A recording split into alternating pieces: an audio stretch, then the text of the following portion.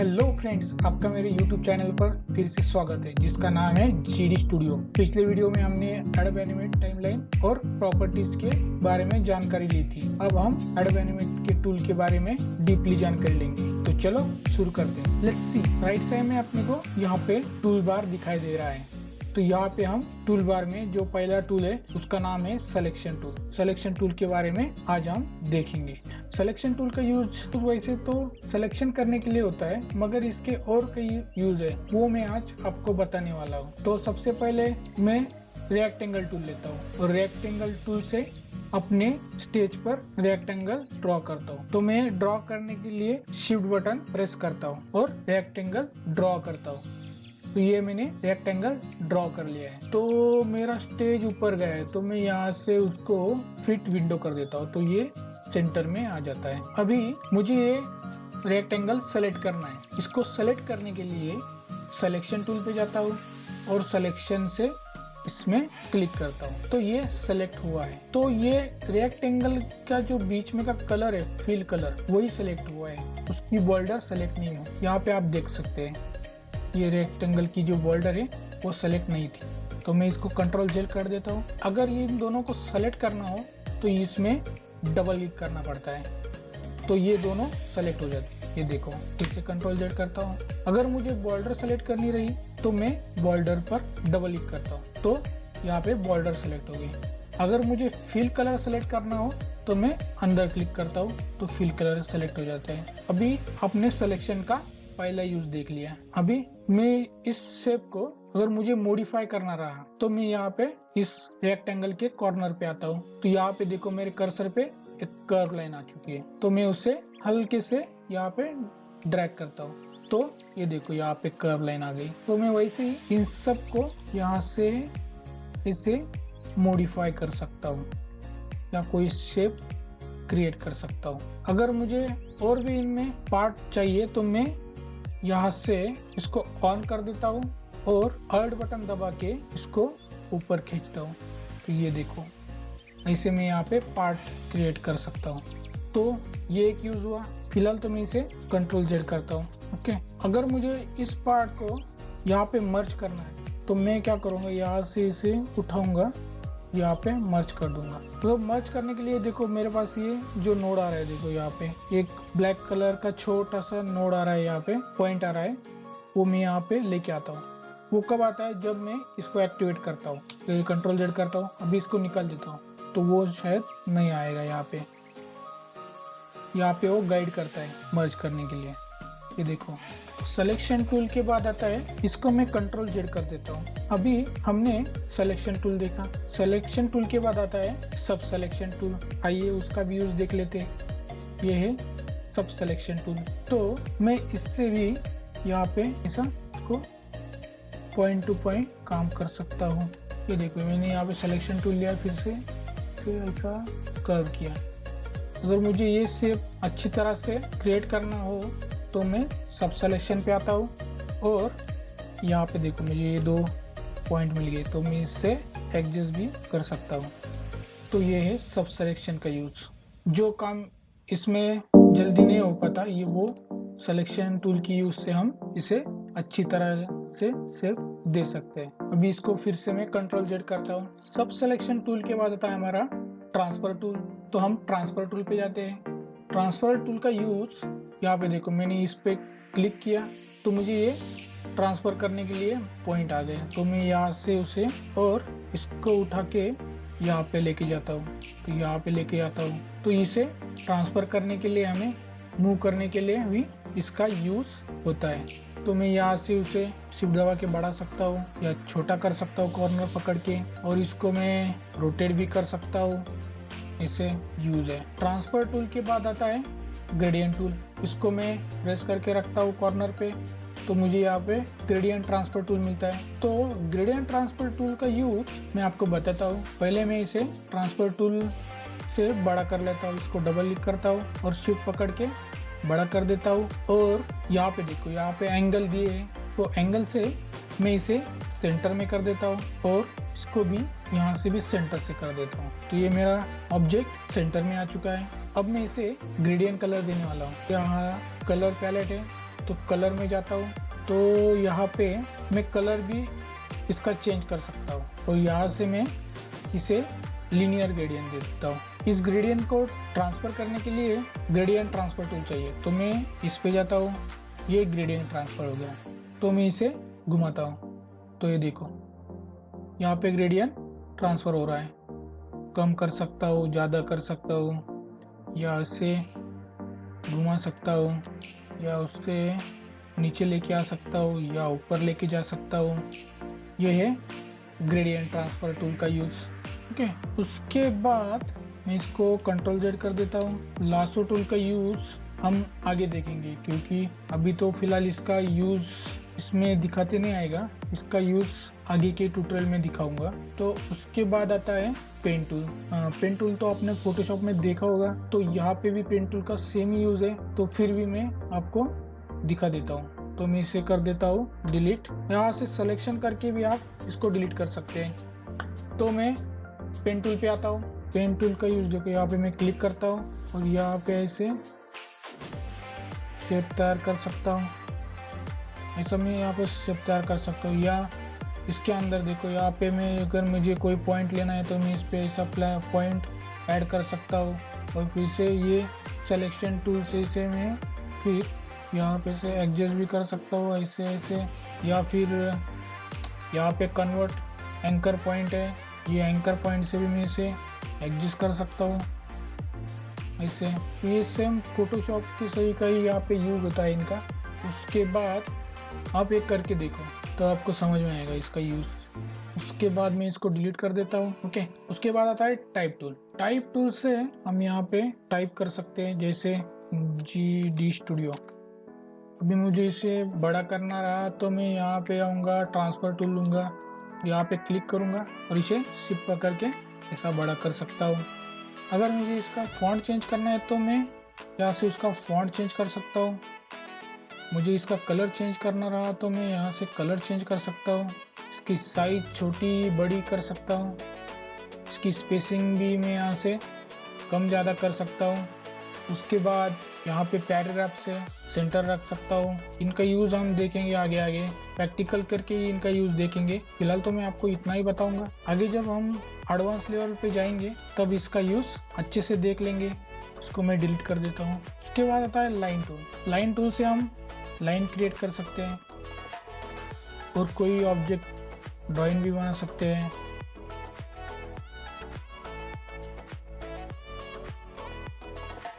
ये देखो मैंने यहाँ पे एक घर का एक ड्राइंग बनाया है।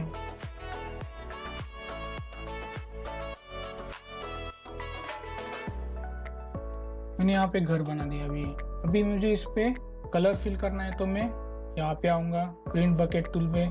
बकेट टूल लेने के बाद मुझे इसमें घर को कलर देना है, ब्राउन कलर देना है, तो मैं यहाँ से ब्राउन कलर उठाऊँगा। यहाँ पे ब्राउन कलर फिल कर दिया। उसके बाद घर को कलर देना है, मुझे येलो कलर देना है, तो मैं यहाँ से लेमन का ही शेड ले लेता हूँ। यहाँ पे मैंने ये शेड दे दिया। फिर मुझे यहाँ पे अलग शेड दिखाना है तो मैं यहाँ से आऊँगा, इसका ही लाइट शेड ले लेता हूँ। यहाँ पे मैंने ये दे दिया। इस घर को मैं डार्क कलर देना है तो मैं यहाँ से डार्क कलर देता हूँ। खिड़की को भी डार्क कलर देता हूँ, या इसे इसमें हम क्रिएट कर सकते हैं। तो ये मैंने सिर्फ लाइन टूल से और बकेट टूल से क्रिएट किया है। तो ऐसे आप बना के देख सकते हो। उसके बाद आपको समझो यहाँ पे को ऐसा करना है तो ये आप ऐसे भी कर सकते हैं, ऐसे भी कर सकते हैं। उसको पीछे ले सकते हैं थोड़ा पर्सपेक्टिव वाइज, कोई पर्सपेक्टिव वाइज पीछे ले सकते हैं।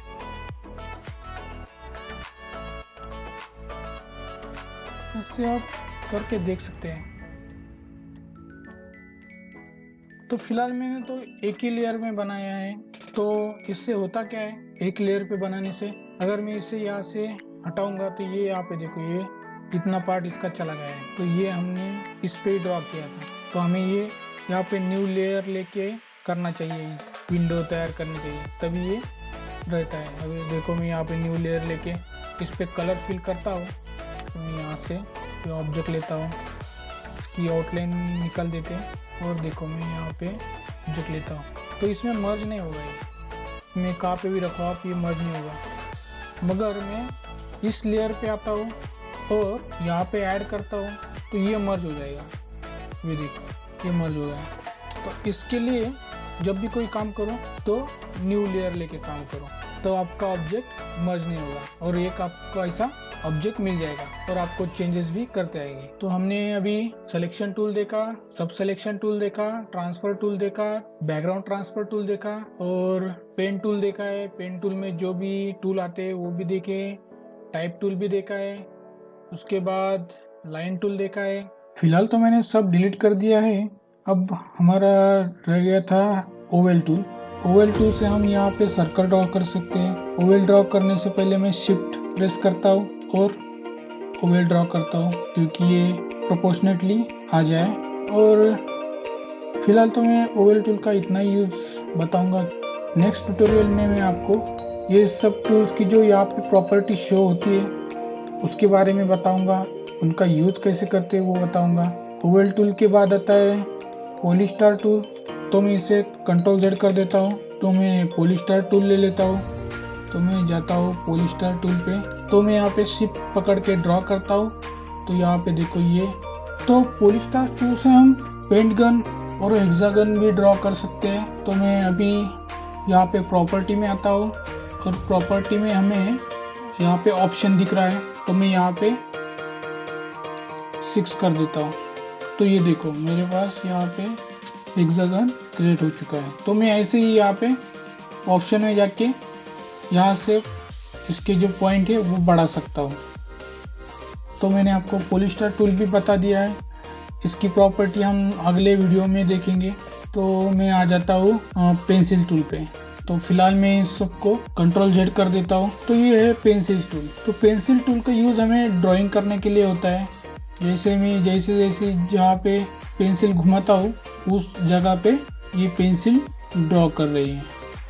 तो मैं इसमें कलर भी फिल कर सकता हूँ। तो मैं बकेट टूल पे आता हूँ, जहाँ पे चाहे कलर भी फिल कर सकता हूँ। अभी यहाँ पे कलर फिल नहीं होगा तो क्योंकि ये यहाँ पे ओपन है, तो मुझे इसे बंद करना होगा। तो मैं यहाँ पे फिर से पेंसिल पे आता हूँ, यहाँ पे इसे क्लोज कर देता हूँ। अभी भी नहीं हो सकता है क्योंकि यहाँ पे देखो, यहाँ पे मेरे पास है मीडियम गैप्स। तो मीडियम गैप्स में कलर फिल कर सकता हूँ। तो ये पेंसिल टूल का भी यूज़ समझ में आ गया आपको। तो पेंसिल टूल के बाद मैं इसको डिलीट कर देता हूँ। तो पेंसिल टूल के बाद आता है प्रिंट ब्रश टूल। तो प्रिंट ब्रश टूल का भी यूज़ पेंसिल टूल जैसा ही है। तो यहाँ पे देखो, मैं अभी जैसे पेंसिल से ड्रॉ कर रहा था वैसे ये ब्रश टूल काम कर रहा है। तो इन दोनों का यूज़ सेम ही है। नीचे वाला जो ब्रश टूल है वो ले लेता हूँ। तो इसका जो यूज़ है, तो इसमें ब्रश का इफेक्ट ला सकते हैं। यहाँ पे इसके ऑप्शन भी बहुत सारे ब्रश टूल में, तो मैं आपको ये आगे वाले वीडियो में बताऊंगा। फिलहाल मैं इसको डिलीट कर देता हूँ। ये ब्रश में और ये ब्रश में क्या फ़र्क है आपको बताता हूँ। Ctrl+ करता हूँ मैं। तो अभी देखो, मैं यहाँ पे इस ब्रश से यहाँ पे कुछ ऐसा लाइंस ड्रॉ करता हूँ और इस ब्रश से मैं ये लाइन ड्रॉ करता हूँ। तो जो ये प्रिंट ब्रश टूल है ये स्ट्रोक को ही ड्रॉ करता है और जो ये ब्रश टूल है वो फिल कलर को ड्रॉ करता है। तो जैसे ही मैं सिलेक्शन टूल लेता हूँ तो आप देख सकते हैं यहाँ पे ये फिल कलर बाहर आ रहा है। यहाँ से मैं ऐसा एडजस्ट कर सकता हूँ। और जो ये प्रिंट ब्रश टूल है उसको देखो, मैं यहाँ पे करता हूँ तो ये स्ट्रोक को ही अप्लाई हो रहा है। ये स्ट्रोक है और ये फिल है, ये इन दोनों में डिफरेंस है। तो फिलहाल मैं इसको डिलीट कर देता हूँ। तो हमारा पेंसिल टूल भी हो चुका है, प्रिंट ब्रश टूल भी हुआ है और ब्रश टूल भी हुआ है। उसके बाद आता है इंक बॉटल टूल। तो इंक बॉटल टूल का यूज़ ये है कि आप समझो, हाँ, तो पहले मैं यहाँ पे रेक्टेंगल ले लेता हूँ और शिफ्ट बटन प्रेस करके रेक्टेंगल ड्रॉ करता हूँ और इसको डबल करता हूँ और यहाँ से इसकी आउटलाइन निकाल देता हूँ। तो ये इसकी आउटलाइन चली गई है।